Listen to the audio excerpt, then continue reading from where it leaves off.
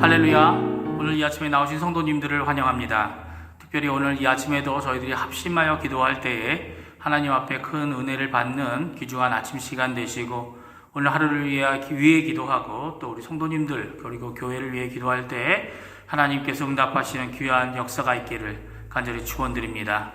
우리 다같이 사도신경으로 우리의 신앙을 고백하시면서 2020년 6월 5일 금요일 아침 기도회를 하나님께 드리겠습니다. 전능하사 천지를 만드신 하나님 아버지를 내가 믿사오며 그 외아들 우리 주 예수 그리스도를 믿사오니 이는 성령으로 잉태하사 동정녀 마리아에게 나시고 본디오 빌라도에게 고난을 받으사 십자가에 못 박혀 죽으시고 장사한 지 사흘 만에 죽은 자 가운데서 다시 살아나시며 하늘에 오르사 전능하신 하나님 우편에 앉아 계시다가 저리어서 산 자와 죽은 자를 심판하러 오시리라. 성령을 믿사오며 거룩한 공예와 성도가 서로 교통하는 것과 죄를 사하여 주시는 것과 몸이 다시 사는 것과 영원히 사는 것을 믿사옵나이다. 아멘. 이 시간에 함께 하나님께 찬양하겠습니다. 찬송가 323장 부름받아 나서니 몸 하나님께 찬양하겠습니다. 통일 찬송가는 355장입니다.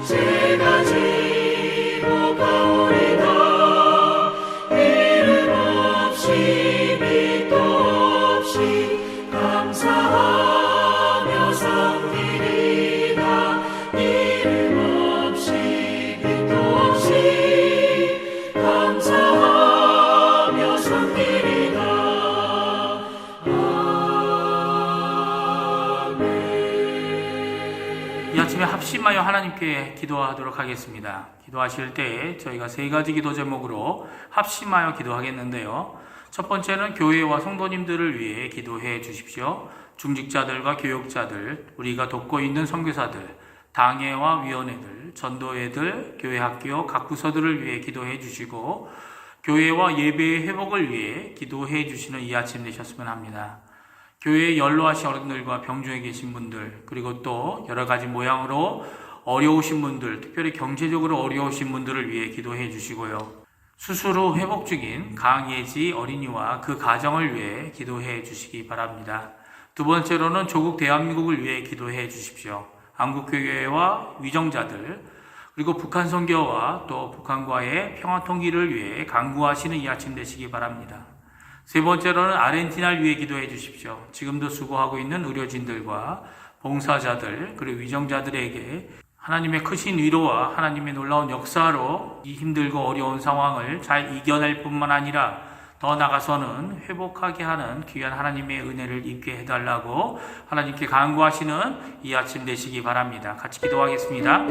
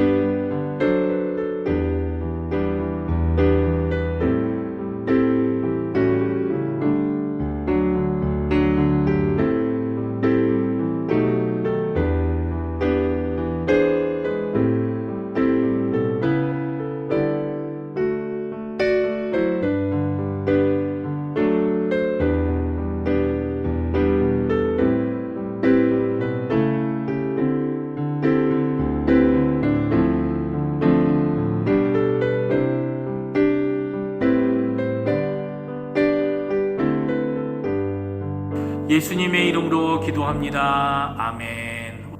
오늘 이 아침에 우리가 읽을 하나님의 말씀은 고린도전서 3장 말씀입니다. 제가 갖고 있는 성경으로는 신약 성경 265페이지에 있습니다. 고린도전서 3장 1절부터 15절까지 말씀을 같이 읽겠습니다. 형제들아, 내가 신령한 자들을 대함과 같이 너에게 대할 수 없어서 육신에 속한 자 곧 그리스도 안에서 어린아이를 대함과 같이 하노라. 내가 너희를 젖으로 먹이고 밥으로 아니하였노니 이는 너희가 감당하지 못하였거니와 지금도 못하리라. 너희는 아직도 육신에 속한 자로다.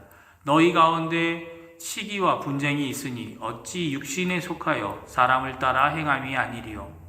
어떤 이는 말하되 나는 바울에게라 하고 다른 이는 나는 아볼로에게라 하니 너희가 육의 사람이 아니리요. 그런즉 아볼로는 무엇이며 바울은 무엇이냐? 그들은 주께서 각각 주신 대로 너희로 하여금 믿게 한 사역자들이니라. 나는 심었고 아볼로는 물을 주었으되 오직 하나님께서 자라나게 하셨나니 그런즉 심는 이나 물 주는 이는 아무것도 아니로되 오직 자라게 하시는 이는 하나님 뿐이니라. 심는 이와 물 주는 이는 한 가지이나 각각 자기가 일한 대로 자기의 상을 받으리라. 우리는 하나님의 동역자들이요 너희는 하나님의 밭이요 하나님의 집이니라. 내게 주신 하나님의 은혜를 따라 내가 지혜로운 건축자와 같이 터를 닦아두매 다른 이가 그 위에 세우나 그러나 각각 어떻게 그 위에 세울까를 조심할지니라. 이 닦아둔 것 외에 능히 다른 터를 닦아둘 자가 없으니 이 터는 곧 예수 그리스도라. 만일 누구든지 금이나 은이나 보석이나 나무나 풀이나 집으로 이 터 위에 세우면 각 사람의 공적이 나타날 터인데 그날이 공적을 밝히리니 이는 불로 나타내고 그 불이 각 사람의 공적이 어떠한 것을 시험할 것임이라. 만일 누구든지 그 위에 세운 공적이 그대로 있으면 상을 받고 누구든지 그 공적이 불타면 해를 받으리니 그러나 자신은 구원을 받되 불 가운데서 받은 것 같으리라. 아멘. 오늘 고린도전서 3장 1절에서 15절 말씀을 통해 우리는 건축자라는 제목으로 함께 하나님의 말씀을 나누기 원합니다.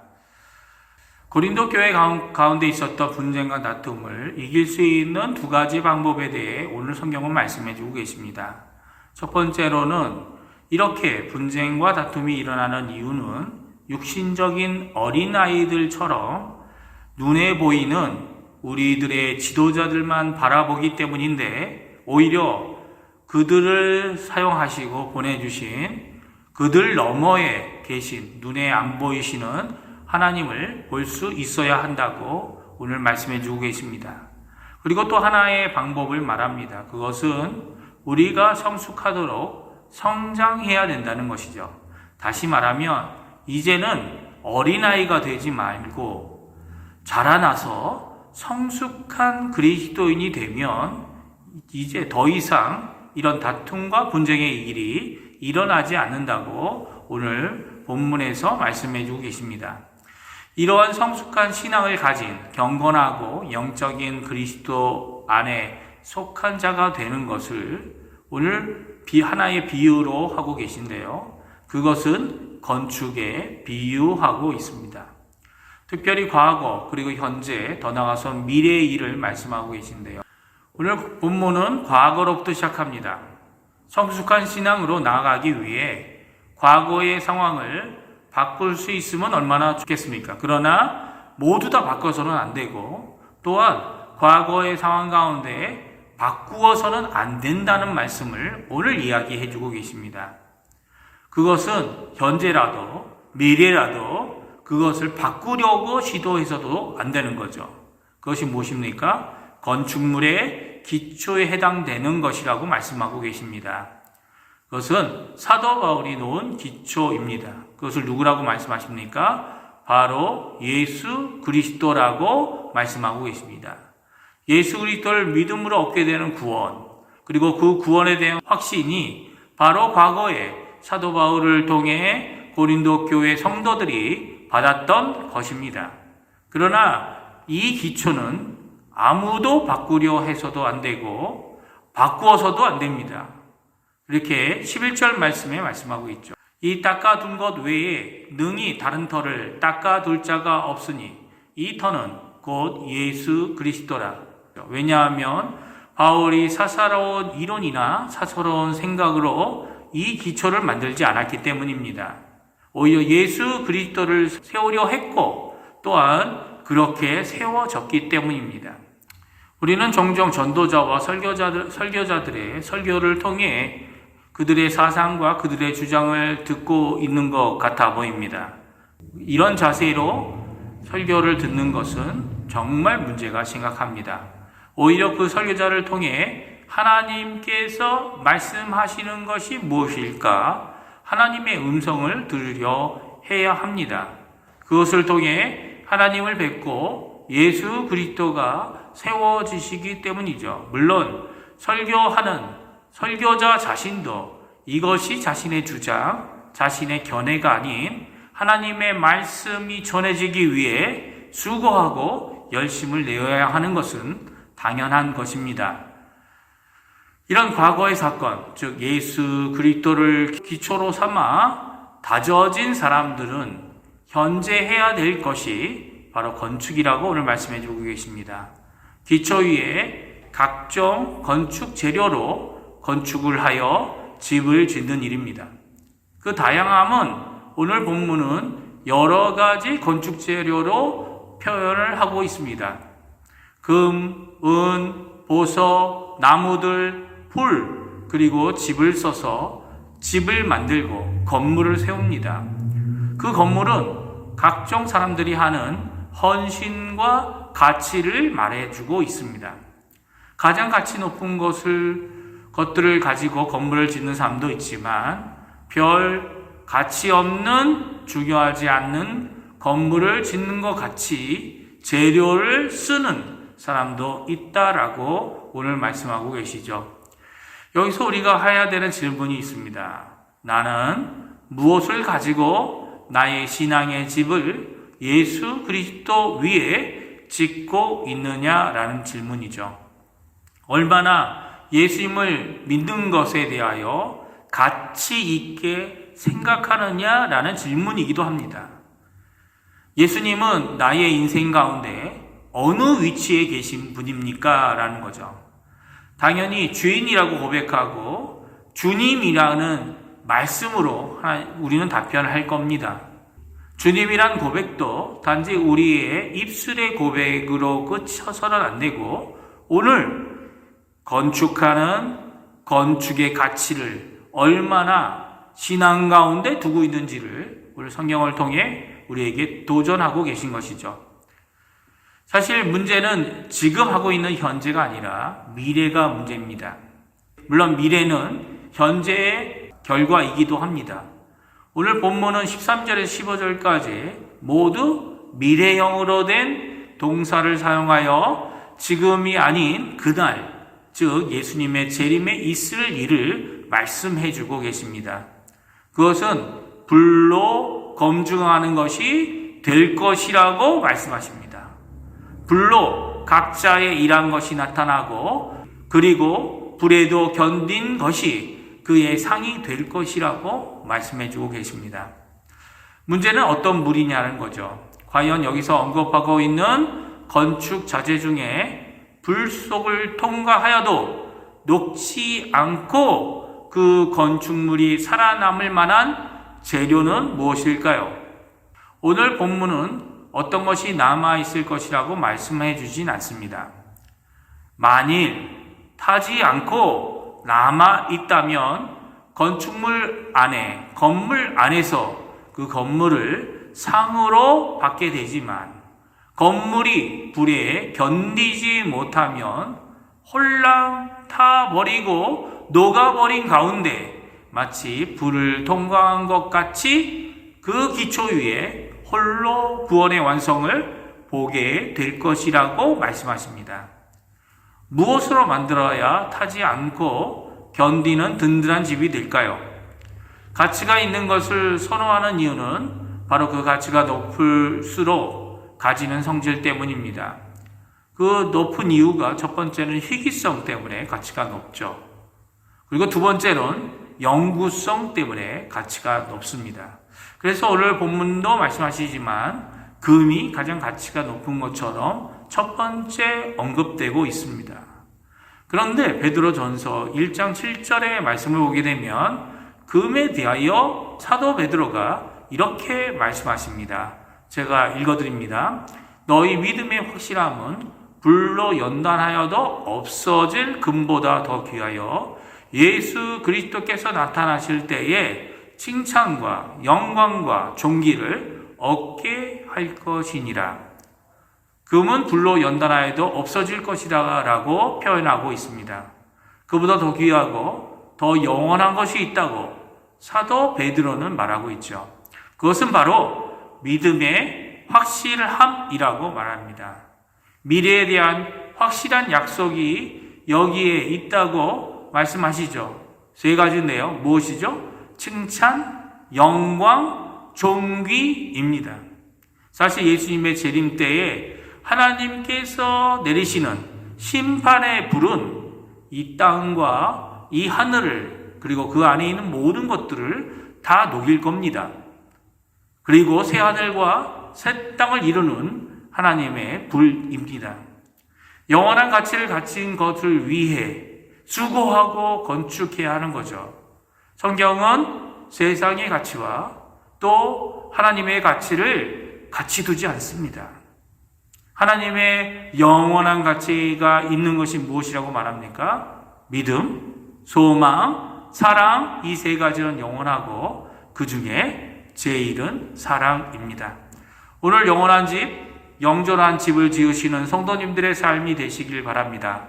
타지 않을 가장 귀한 것으로 집을 지으시고 칭찬과 영광과 존귀를 하나님으로부터 받으시는 성숙한 신앙인의 삶을 사시는 오늘의 삶 되시기를 간절히 축원드립니다. 기도하겠습니다.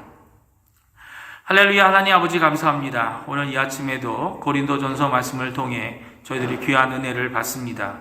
저희를 인생의 집, 신앙의 집, 하나님의 집을 짓는 귀한 건축자들로 세워주시고 예수 그리스도 그 기초 위에 각자가 하나님 앞에 건물을 짓는 귀한 하나님의 일꾼들 되게 해주신 하나님께 감사를 드립니다. 저희들이 이 건물을 지을 때에 많은 좋은 것으로 하나님께 이 건물을 짓기 원합니다. 신앙의 건물을 성숙함으로 지어갈 때에 하나님으로부터 있는 귀한 칭찬을 받는 저희 주한교회 모든 성도님들 되게 해주시고 또 하나님이 짓기 원하시는 믿음의 확실성으로 이것을 이루는 귀한 하나님의 백성들 다 되도록 주님 역사하여 주시옵소서. 감사드리며 예수님의 이름으로 간절히 기도하옵나이다. 아멘. 하늘에 계신 우리 아버지여, 이름이 거룩히 여김을 받으시오며 나라가 임하옵시며 뜻이 하늘에서 이루어진 것 같이 땅에서도 이루어지리이다. 오늘날 우리에게 일용할 양식을 주옵시고 우리가 우리에게 죄 지은 자를 사하여 준 것 같이 우리의 죄를 사하여 주옵시고 우리를 시험에 들게 하지 마옵시며 다만 악에서 구하옵소서. 대개 나라와 권세와 영광이 아버지께 영원히 있사옵나이다. 아멘.